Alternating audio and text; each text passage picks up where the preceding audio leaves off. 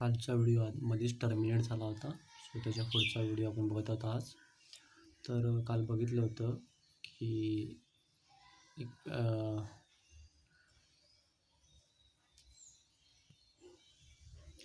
Equal friction मेथडमध्ये काय केलं जातं, म्हणजे आपल्याला काय करायचं आहे की सिस्टीम डिझाईन करायची. म्हणजेच काय करायचं आहे तर डक्टचं डायमीटर आपल्याला फाइंड आउट करायचं आहे. म्हणजे काय, हा डक्ट असेल त्याचा डायमीटर, हा फाइंड आउट केला की आपल्याला ऑटोमॅटिक सगळ्या गोष्टी मिळतात. त्या कसं, तर फॉर्म्युला काय आहे, Q is equal to A into V. आता हा ए आपल्याला फाइंड करायचा. ए म्हणजे काय आहे की area of the duct. Velocity and Q आपल्याला दोन माहिती असतात, तुम्हाला दाखवतो.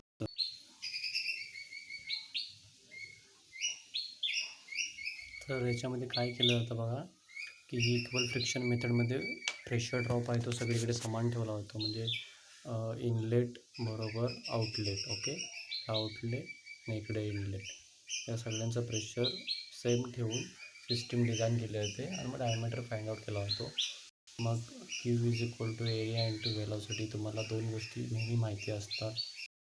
तुम्हाला कितीकडून व्हेलॉसिटीचा फ्लो असला पाहिजे सुरुवातीला, आणि मग इथे तुम्हाला किती म्हणजे याचा एरिया काढायचा. ओके, कुठल्याही दोन गोष्टी माहिती असतात आपल्याला तिसरी गोष्ट फाइंड आउट करता येते. तर त्या पद्धतीने ही मेथड आहे. ह्याच्यामध्ये हा लॉस आहे तो या पद्धतीने काढला होता. म्हणून तर तिने त्याचं म्हटलेलं आहे बघा की जो delta P F upon L is equal to काय आहे, फ्रिक्शनल प्रेशर. हे या साईडचं म्हणजे इनलेटचं आहे हे, आणि हे सगळं आउटलेटचं आहे. म्हणजे काय, ही आपली एक ब्रांच असेल, मेन ब्रांच, ज्याला आपण तिने ए म्हटलं, बी, त्यानंतर ही सी, ही डी. ओके, अशा पद्धतीने ही मेन ब्रांचच्या सब ब्रांच ज्यावेळी होतील त्यावेळी त्या अशा पद्धतीने काय होईल की प्रेशर लॉस प्रत्येक ठिकाणी सेम ठेवलं जाईल. म्हणून त्यांनी पहिला पॉईंट काय म्हटलं बघा, select the suitable frictional pressure drops per unit length so that the combine initial and running cost minimum. Okay, याच्यानुसार. त्यानंतर then equivalent diameter of the main duct obtain from the select value of the P N L air flow rates. Okay, तर या value काल दाखवल्या त्याच्यानुसार की आपला frictional charts आहे. याच्यानुसार याच्यामध्ये की इथे असा आपला चार्ट आहे, इथं आपला फ्रिक्शनल प्रेशर लॉस असेल, या साईडला आपला क्यू असेल. ओके, या अशा ज्या लाईन्स आहेत त्या आपल्या डायमीटर दर्शवतील, आणि या अशा ज्या लाईन्स असतील त्यातली व्हेलॉसिटी. ही व्हॅल्यू आपल्याला माहिती असेल, व्ही असेल. इथे जिथं कुठं पॉईंट मीट होईल तर आपल्याला डी सापडेल. डीवरून खाली आलं आपल्याला प्रेशर सापडेल. Okay, pressure loss. अशा पद्धतीने आपण प्रेशर लॉस शोधू शकतो. त्याच्यानंतर जो काही आपला क्यू असेल, तो क्यू म्हणजे काय असेल की आपण आता जेवढी आपली डक सिस्टीम मोठी असेल, म्हणजे काय, ही आपली main branch. Okay, I am, त्यानंतर इथे एक वेगळा ब्रांच सुटला, दुसरा, तिसरा, चौथा, पाचवा. या सगळ्यांची जी काही टोटल असेल ती म्हणजे काय असेल, इथून जी आतमध्ये इन्सर्ट होणार आहे एअर ती. त्यामुळे त्यांनी Q A is equal to Q1, Q2, Q3, पण नंबर ऑफ किती पण असेल, summation of all this is nothing but Q A असं म्हटलेलं आहे. ओके, त्यानंतर from the air flow rate equivalent diameter of the main duct. Okay, तो D आपण फाइंड आउट करू. मग तो डी फाइंड आउट केल्यानंतर किती फ्रिक्शनच्या प्रेशर ड्रॉप किती होतं आहे ते आपण इक्वेशननुसार सुद्धा काढू शकतो. ओके, मगाशी आपण जे डायरेक्ट काढलं ते आपण इक्वेशननुसार सुद्धा काढू शकतो. ओके, मग त्यासाठी काय पाहिजे आपल्याला, पी एफ पण एल जो आपल्याला प्रेशर ड्रॉप मिळतो तो, आणि मग क्वालिटी ऑफ एअर किती आहे, या सगळ्यांचं उत्तर केल्यानंतर आपल्याला डी इक्विव्हॅलंट मिळून जाईल. ओके, डी इक्विव्हॅलंट मग सेम हा मेन डक्टसाठी असेल. ओके, मग त्याच पद्धतीने आपण मग बाकीचे पण काढू शकतो की बीचा काय असेल. ओके, बीचा काय असेल. ओके, मेन सब ब्रांच बीचा काय असेल, सीचा काय असेल. ठीक आहे, त्याच पद्धतीनं डीचा काय असेल. अशा पद्धतीने आपण सगळ्यांची डायमेन्शन फाइंड आउट करू शकतो. त्यानंतर जर समजा रेक्टँग्युलर पार्ट असेल तर काय आहे की रेक्टँग्युलरसाठी आपल्याला आस्पेक्ट रेशो घ्यावा लागतो, A upon B. Okay, aspect ratio A upon B, आणि ह्याच्यानुसार मग फक्त एमची तो आस्पेक्ट रेशो कन्सिडर करून सिस्टीम डिझाईन करावी लागते. ठीक आहे, त्यानंतर next diameter of the duct each run. जे रन म्हणजे काय आहे की ही आपली मेन ब्रांच आहे. ठीक आहे, ही आपली मेन ब्रांच आहे. तर इथून इथपर्यंत जो की आपला एअर फ्लो होणार त्याला रन म्हटलेला आहे. हा दुसरा नवीन सब ब्रांच आली की परत त्याचा एक रनला, हा वेगळा रन, हा वेगळा रन, हा वेगळा रन, म्हणजे इथं जिथं कुठं आपल्याला एअर पोचवायचे आहे तिथे जाणारा जो काही आपला मोड आहे त्याला आपण काय म्हणतो, आपण रन म्हटलेलं आहे त्याने. ठीक आहे. त्यानंतर मग run obtain multiply frictional factor drop per unit length and जेवढी लेंथ असेल त्यानुसार काय असेल की फ्रिक्शनल ड्रॉप्स हा वेगवेगळा असेल. आता काय असेल, समजा सगळ्यांची लेंथ सेम असेल, मेन डक्ट पण तेवढाच आहे, इथून जाणारा पण तेवढाच आहे, इथून जाणारा पण तेवढाच आहे, इथून जाणार, मग इथे आपल्याला काय प्रेशर ड्रॉप्स मॅनेज करायची एवढी काय कठीण होणार नाही. पण ज्यावेळी याच्यामध्ये जर ह्याची लेंथ वेगळी आहे, ह्याची लेंथ एवढीच आहे, ह्याची लेंथ जास्त आहे, ह्याची लेंथ ह्याच्यापेक्षा जास्त आहे, ह्याची त्यावेळी काय करायला लागतं, मग इथे आपल्याला डॅम्पर बसावे लागतात. डॅम्पर म्हणजे काय की फ्लो कंट्रोल ऑफ एअर करणारा. हा काय करेल, इथून येताना प्रेशर सगळीकडे सेम जाईल, बरोबर, प्रेशर सगळीकडे सेम जाईल, पण हा किती प्रमाणामध्ये उघडेल, ओके, त्याच्यानुसार मग काय होईल, इथं प्रेशर ड्रॉप्स आणि वाढेल किंवा कमी होईल. मग समजा जास्त उघडलं तर काय होईल, इथं प्रेशर ड्रॉप कमी असेल, ओके, प्रेशर ड्रॉप कमी असेल, इथे कमी उघडलं तर प्रेशर ड्रॉप जास्त असेल, तसंच प्रत्येक ठिकाणी. मग त्याच्यानुसार काय होईल की त्या सिस्टीमवर तसा लोड पडेल, ओके. मग तो इक्वल करण्यासाठीच प्रत्येक ह्याचं डायमीटर प्रॉपर शोधून मग तो केला होता. म्हणजे ही ट्रायल अँड एरर मेथड आहे. कसं, तर या साईडचं व्हॅल्यू आपल्याला माहिती असणार आहे ती, आणि या साईडची व्हॅल्यू ही बरोबर कधी येईल की आपण ज्यावेळी डायमीटर शोधू त्या डायमीटरला ती व्हेलॉसिटी प्रॉपर मिळते का, आणि त्यावेळी ह्याचं उत्तर जेवढं इकडे म्हणजे इथं 100 उत्तर आलं तर इकडं पण 100 उत्तर आलं पाहिजे. हे कधी येईल, डायमीटर मॅच झाल्यावर. म्हणजे इकडचा डायमीटर जे काही ब्रांच असतील ते डायमीटर किती येतील ते, आणि याचा डायमीटर काय असेल त्याच्यानुसार. ठीक आहे. तर अशा पद्धतीने हे केलं. नंतर next dynamic losses due to find. Okay, आता हे आपण फ्रिक्शनल लॉसेस फाइंड आउट केले.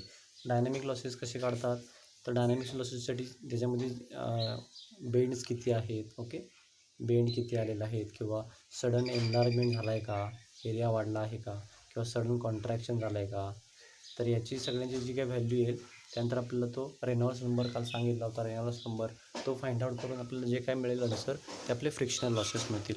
आणि त्या सगळ्यांची टोटल म्हणजे काय असेल, आपल्याला टोटल प्रेशर ड्रॉप असेल, मग दोन्ही साईडचा, तो इनलेटचा पण आणि आउटलेटचा पण. मग अशा पद्धतीने ही system equation method friction equal मेथडने फाइंड आउट केली जाते. मग जे काही आहे बघा, इथं सुरुवातीला जे काही लॉसेस असतील, ओके, ते लॉसेस म्हणजेच काय आहे की हा फ्रिक्शनल लॉसेस, हा डायनॅमिक लॉस हा एका डक्टसाठी, तसा हा दुसऱ्या डक्टसाठी, ओके.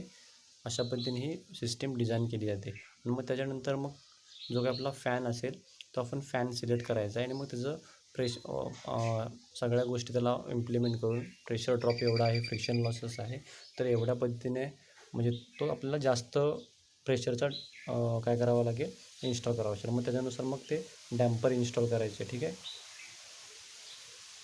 त्याच्यानुसार काय करायचं, डॅम्पर इन्स्टॉल करायचं. मग प्रत्येक ठिकाणचं प्रेशर वगैरे मग आधी कन्सिडर करावं लागतं की इथे कुठला ही मेन ब्रांच असेल तर इथे एक सब ब्रांच आहे, इथे एक सब ब्रांच आहे, तर मग इथं डॅम्पर कितीचा पाहिजे, इथं डॅम्पर कसा पाहिजे, इथं डॅम्पर कसा पाहिजे, आणि मग इथं आपला फॅन कितीचा पाहिजे, जेणेकरून इथली सगळी सिस्टीम आपली प्रॉपर वर्क होईल. ठीक आहे.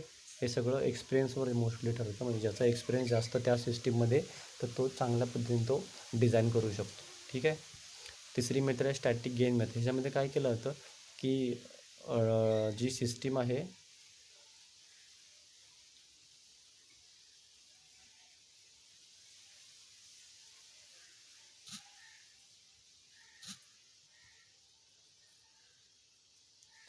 ठीक आहे, की याच्यामध्ये काय केलं जातं की आपली जी काही सिस्टीम आहे स्टॅटिक गेन, त्याच्यामध्ये या सिस्टीममध्ये जी काही डकची साईज आहे ती खूप मोठी होती. आता बघा की जर डकची साईज मोठी असेल, ठीक आहे, डकची साईज मोठी असेल तर काय होणार आहे की डकची साईज मोठी असल्यामुळे म्हणजे एरिया मोठा असेल तर इथे प्रेशर कमी असणार, एरिया छोटा असेल तर प्रेशर वाढणार.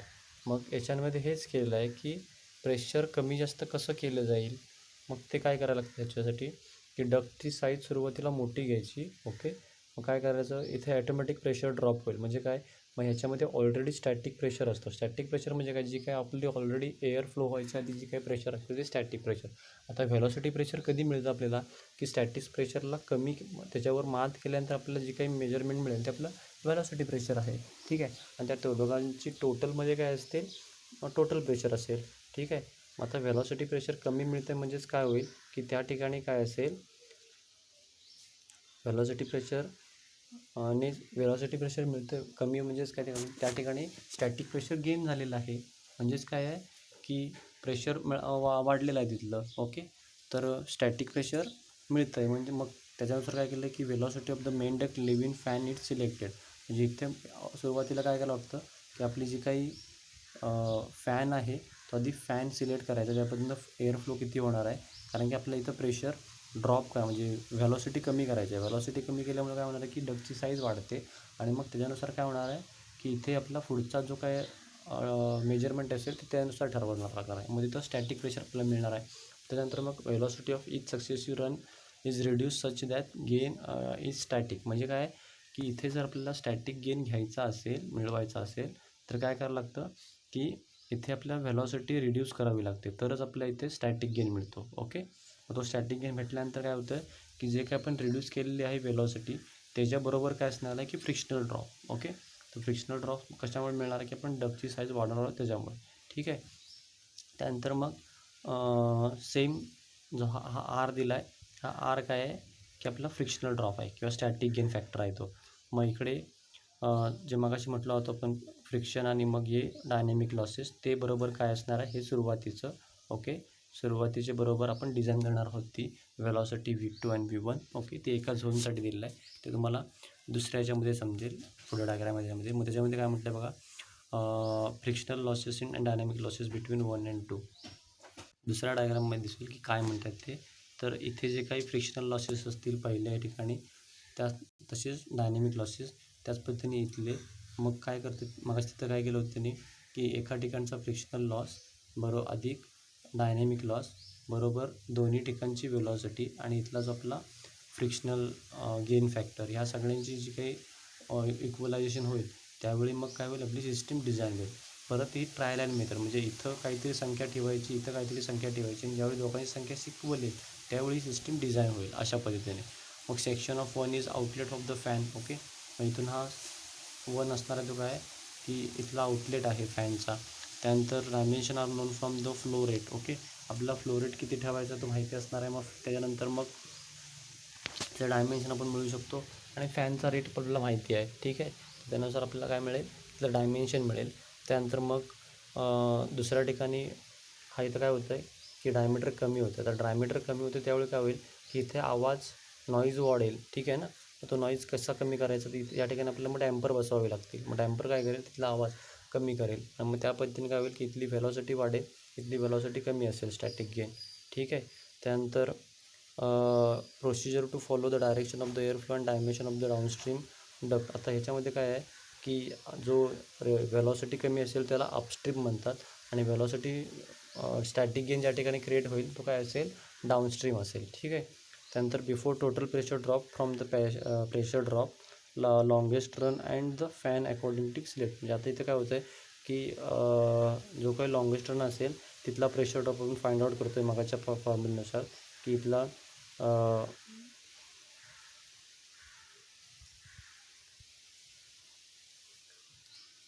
बरोबर चिन्ह बरोबर इथे आर इंटू व्हेलॉसिटी आणि व्हेलॉसिटी दुसरी बरोबर इथे फ्रिक्शनल ड्रॉप आणि प्रेशर ड्रॉप या दोघां डायनॅमिक लॉसेस ते. त्याच्यानुसार मग काय करायला लागतं आपल्याला लॉंगेस्ट काय असेल त्यानुसार त्याची साईज कन्सिडर करायची आणि मग त्याच्यानुसार तो डक्ट असेल तो डिझाईन करायचा आहे.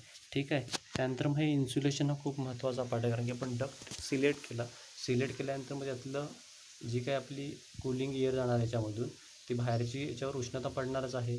मग ती पडल्यानंतर काय होईल की इथं समजा येताना त्याचं टेम्परेचर 20 डिग्री सेल्सिअस असेल, मग ते इथं जाईपर्यंत त्याच्यामध्ये काहीतरी वाढ होणार बाहेरच्या प्रेशरमुळे.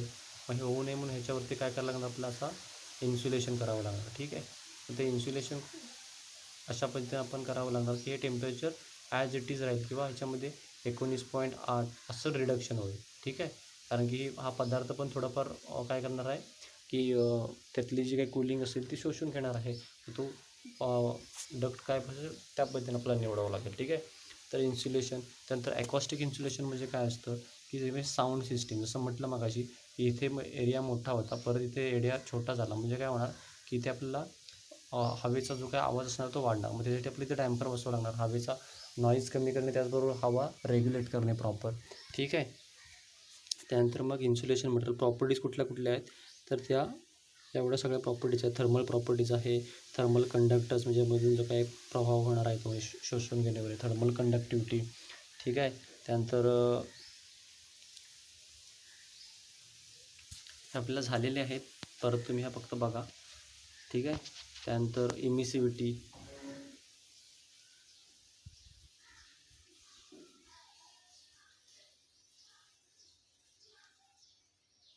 Okay.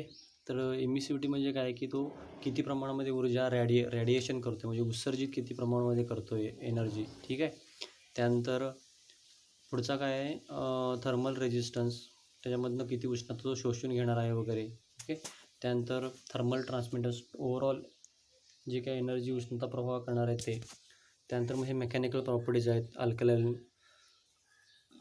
Alkaline. Okay.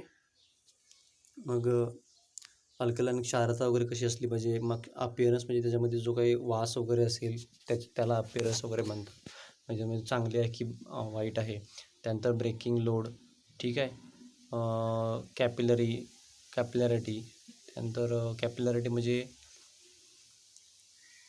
मॉइश्चरचे related. Okay.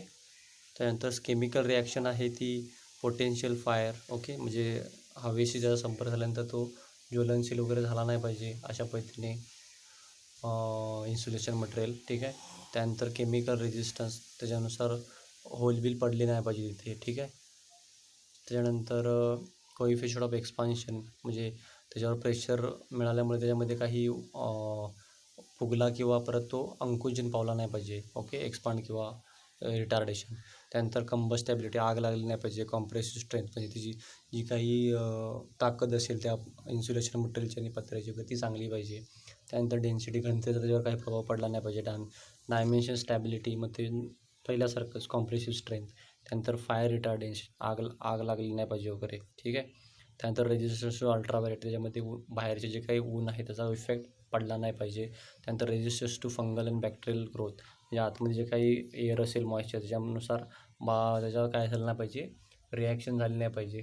त्याच्यानंतर मग साऊंड ॲब्सॉर्प्शन, मग जसं सांगितलं की ॲकॉस्टिक इन्सुलेशन, म्हणजे साऊंड प्रूफिंग केलं पाहिजे ते. हे याचं एक एक्झाम्पल देतो की जपानमध्ये काय केले आहेत की हा रस्ता आहे, तर या रस्त्याच्या साईडला अशा भिंती त्यांनी स्टेनलेस स्टीलच्या भिंती उभ्या केलेल्या आहेत, जेणेकरून या गाड्यांचा आवाज या इकडच्या बिल्डिंगला जात नाही. ठीक आहे. असं हे ॲकॉस्टिक इन्सुलेशन केलं जातं. हे काही जे काही भिंती बनवल्या आहेत त्या काय आहेत, ॲकॉस्टिक इन्सुलेशनचा एक प्रकारे. त्यानंतर टॉक्सिसिटी, विषारी वगैरे असलं नाही पाहिजे. त्यानंतर मग हे लो टेम्परेचर आणि आपल्या रेफ्रिजरेटरमध्ये अशा दोन पद्धतीचे लो टेम्परेचर वर्गीकरण केलं तर रेफ्रिजरेशनमध्ये आणि कोल्ड स्टोरेजमध्ये. त्याच्यानुसार एवढे प्रकारचे घटक वापरले जातात फॉर इन्सुलेशन मटेरियल. मग त्यानुसार मग लाकूड पण वापरलं जातं, ज्या ठिकाणी आपला मॉइश्चर कंटेंट नसेल. आणि ग्राउंड लेवलच्या खाली जर आपण करायचं असेल तर ॲस्बेस्टॉस नावाचं मटेरियल वापरलं जातं, आणि बाकी सगळे मटेरियलचे नाव आहे ती वाचून घ्या. ठीक आहे. त्याच्यानंतर मग डक्ट डिझाईनसाठी मग एवढी अशी वेलॉसिटी असली पाहिजे. ठीक आहे. त्यानंतर मग फॅन हा का गरजेचा आहे, आणि फॅनचा वापर कुठे केला जातो, म्हणजे आपल्याला फॅन फोर्सने पाठवायचा आहे, जी काही एअर येईल ती. ओके. तर तो फॅन प्रत्येक ठिकाणी तेवढ्या प्रमाणामध्ये हवा गेली पाहिजे, मग ते प्रेशर तेवढं असलं पाहिजे, मग ते त्या पद्धतीचा फॅन असेल. ओके. त्यामध्ये इम्पिलर आणि काय असेल, स्टेशनरी हाऊसिंग असेल, मग याला इम्पिलर म्हणतो आपण अशा पद्धतीने. ठीक आहे. तर हे असे इम्पेलर किंवा आपण याला ब्लोवर पण म्हणतो. ठीक आहे. तर हे अशा पद्धतीने आपले इम्पेलर आहेत. ठीक आहे. त्यानंतर मग हाऊसिंग, त्याच्यामध्ये इम्पेलर बसवला होता त्याला हाऊसिंग म्हणतात. ठीक आहे. हे अशा पद्धतीने हाऊसिंग आहेत. त्यानंतर मग जे काही एअर असेल ती पॉझिटिव्ह किंवा निगेटिव्ह असेल, तर पॉझिटिव्ह कशाला म्हणतात आणि निगेटिव्ह कशाला म्हणतात ते तुम्ही सांगायचं आहे. तर टाईप्स ऑफ फॅन्स आहेत ते ॲक्सियल आणि रॅडियल फ्लो असतात. तर ॲक्सियल फोन अशा पद्धतीचा सॉरी हा रॅडियल फोन आहे, इथून असा येईल आणि मग बाहेर पडतो, म्हणजे परपॅन्डिक्युलर. ठीक आहे. अशा पद्धतीने येतो आणि बाहेर पडतो, त्याला 90 डिग्रीला, म्हणून त्याला रॅडियल फॅन म्हणतात. आणि ॲक्सियल फॅन म्हणजे काय असतो, जो इकडून येतो ॲक्सिस, म्हणजे इथे असा आपला पंखा फिरणार आहे, त्याच्याच दिशेमध्ये बाहेर पडत असेल, म्हणजे इनलेट. ओके. आणि इथून आउटलेट, याला ॲक्सियल फॅन म्हणतात. ठीक आहे. तर आपले पार्टची नावं आहेत सगळे सिस्टीममध्ये. Flange, inlet, inlet for funnel, wheel, housing, shaft, bearing, pulley, motor. ठीक आहे. तर अशा पद्धतीने हा एक सेंट्रिफ्युगल फॅन आहे. त्यानंतर रॅडियल फॉरवर्ड आणि बॅकवर्ड. तर रॅडियल फॉरवर्ड आणि बॅकवर्ड अशा पद्धतीने आपले हे रॅडियल फॉरवर्ड बॅकवर्ड फॅनचे कन्स्ट्रक्शन असतं. म्हणजे इथून आपली हवा इथून आत जाते आणि मग गोल फिरून अशी बाहेर पडते. ठीक आहे, इथून आत जाते, या सगळ्या जे काही होल दिसतो तिथून आत जाते आणि मग इथून बाहेर पडते. मग ही बरोबर याला बघा, याला अशी 90 डिग्री आहे म्हणून त्याला रॅडियल म्हटलेलं आहे. मग त्या रॅडियलमध्येच बॅकवर्ड कर्व आणि फॉरवर्ड कर्व जो काही फॅन फिरण्याची दिशा आहे ती फक्त थोडीफार वेगवेगळी आहे प्रत्येकामध्ये, म्हणून त्याला बॅकवर्ड कर्व आणि फॉरवर्ड कर्व म्हटलेलं आहे. म्हणजे इथे जी काही दिसते तुम्हाला ही या पद्धतीने अशी आहे आणि इथे या पद्धतीने, म्हणजे याच्यावरून असा जातो आणि हा इथून असा फेकला जातो बाहेर. ठीक आहे, तर त्याच्या पद्धतीने जे फॉरवर्ड आणि बॅकवर्ड आहेत ही असे कचरा असेल, जो डस्ट असेल तो याची सायझेस अशा म्हणजे धूळ असेल त्याची 100 मायक्रोमीटरपर्यंत जी साईज असेल, धुकं असेल त्याचं 1 मायक्रोमीटरपेक्षा कमी असते, स्मोक असेल त्याची 1 मायक्रोमीटरपेक्षा, मिस्ट अँड फॉग, ठीक आहे, जे काय आपला दव पडतो त्याचे 100 मायक्रोमीटरपेक्षा कमी असते. त्यानंतर गॅसेस असतात त्याची 0.03 मायक्रोमीटर ते 0.045 याच्यामध्ये असते. ऑर्गॅनिक पार्टिकल्स ओके, केमिकल वगैरे जे काय छोटे छोटे त्याचे 0.2 to 0.5 पर्यंत असते. त्यानंतर फंगी म्हणजे जे काही शेवाळ वगैरे असेल, व्हायरसेस, ठीक आहे, एक मायक्रोमीटरपेक्षा. त्यानंतर जे काही पाऊस पडतो त्याचा साधारण ते 500 ते 5000 मायक्रोमीटर. त्यानंतर एरोसेल्स लेस दॅन 0.1 to 0.5 तर अशा पद्धतीने असं हे लॉसेस असतात. ह्याच्या पुढचा पण आपण नेक्स्ट व्हिडिओमध्ये बघणार आहोत. तर थँक्यू.